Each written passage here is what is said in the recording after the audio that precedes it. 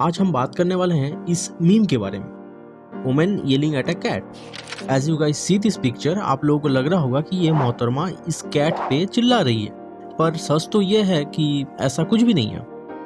ये मोहतरमा और इस कैट के साथ दूर दूर तक कोई संबंध ही नहीं है। इनफैक्ट इस कैट ने इस मोहतरमा से कभी भी मिले ही नहीं है। वीडियो में आप बने रहो, आगे सब कुछ पता चल जाएगा। तो शुरू से शुरू करते हुए, इस मोहतरमा की नाम है टेलर आर्मस्ट्रॉन्ग। जी नहीं, नील आर्मस्ट्रॉन्ग से इनका कोई नाता नहीं है। खैर, अब जब आपको पता चल ही गया है कि ये दो फोटो अलग अलग है, एज आई सेड बिफोर, इसलिए पहले हम आपको दोनों का ओरिजिन बताएंगे और हम आपको ये भी बताएंगे कि ये दोनों आखिर कंबाइन कैसे हुआ। ये महिला यानी कि टेलर की जन्म कैंसस यूएस में हुई थी। इनकी उम्र फिलहाल 51 है। इन्होंने अपने जीवन में टोटल 2 शादी किया है अब तक। इनका पहला पति का नाम है रसेल आर्मस्ट्रॉन्ग, इनके साथ 2005 में शादी हुई थी। और दूसरा पति जिनका नाम जॉन है, जिनके साथ अभी फिलहाल रह रही है, उसके साथ शादी हुआ था 2014 में। और इनकी एक बेटी भी है जिनका नाम है कैरोलाइन आर्मस्ट्रॉन्ग। ये 2006 में पैदा हुई थी। टेलर सबसे पहले पब्लिक स्पॉटलाइट में 2010 को आई थी as part of the Bravo reality television series the real housewife of Beverly Hills. और 2011 में जब वो दूसरे सीजन की शूटिंग कर रही थी, तभी वो पुराने मैरिज के बारे में और जो को मेंबर्स हैं उनको बताई थी। और जैसे कि हर महिला मंडल में गॉसिप होती है, ऐसे ही वहाँ पे भी वही चर्चा हुआ और ज्यादातर कास्ट मेंबर को उनके डिवोर्स के बारे में पता चल गया। और यहाँ तक भी कोई प्रॉब्लम नहीं थी। प्रॉब्लम तब शुरू हुआ जब ये बात टेलीविजन पे आई, क्योंकि इससे पहले टेलर ने कभी भी ऐसे टेलीविजन के सबके सामने आके शेयर नहीं किया था उनके पर्सनल लाइफ के बारे में। और वो जो शो था वो थोड़ा बहुत बिग बॉस के जैसा ही है। और आपको तो पता ही होगा बिग बॉस में क्या होता है, जो एक बार मुंह से निकल गया वो और कभी प्राइवेट नहीं रहता है। और जब ये बात टेलर को पता चला कि उनके ही कास्ट मेंबर में से कैली रिचर्ड्स नाम की एक लड़की ने इस बात को पब्लिक करी थी, और तभी टेलर उस पर चिल्ला रही थी, क्योंकि उसने ये सब बातें कभी भी टीवी में बताई नहीं थी। ये रही उसकी एक्चुअल क्लिप।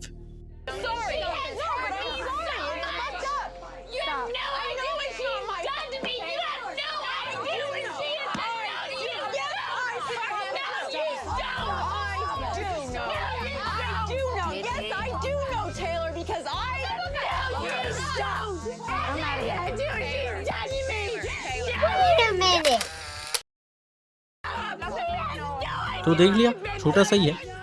और अब आते हैं कैट वाली स्टोरी पे। Smudge the cat, also known as cat at dinner table. इसका नाम स्मच है। As I said, Miranda Stillabower Ontario Canada में रहती है, जो इस कैट के ओनर है। ये कैट काफी समय एंसेस रहता है। जब मिरांडा के घर कोई स्ट्रेंजर आते हैं तो ये कैट ज्यादा सोशल नहीं होता है उसके साथ। और इसका कारण ना थोड़ा सा ऑकवर्ड है, क्योंकि इस कैट को डिनर टेबल में अपना खुद का सीट चाहिए होता है। तो इसीलिए जब स्मच को अपना सीट नहीं मिलता है तो वो बहुत अपसेट हो जाता है। मिरांडा जो इसका ओनर है, इन्होंने बताया कभी कभी घर पे मेहमान आ जाते हैं तो कई बार इसके लिए चेयर नहीं मिलता है, but as soon as someone gets up on the table he jumps on the nearest chair.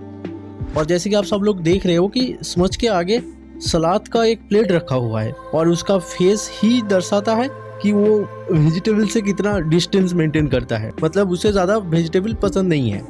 तो मिरांडा ने उस वक्त यानी कि जून 2018 में ये फोटो खींचा था और उनके पर्सनल टम्बलर अकाउंट पे पोस्ट किया था, ही नो लाइक वेजिटेबल्स कैप्शन के साथ। और मिरांडा हमेशा ही कुछ ना कुछ उसके कैट को लेके पोस्ट करती ही रहती है, और ये पोस्ट भी उन सभी पोस्ट में से एक था। पर ये वाला पिक्चर टम्बलर यूजर के कुछ ज़्यादा ही अटेंशन खींच लिया। तो अब यहाँ तक तो समझ में आ गया। तो अब ये समझते हैं कि ये दोनों एक साथ मिलके ऐसा वायरल कैसे हो गया।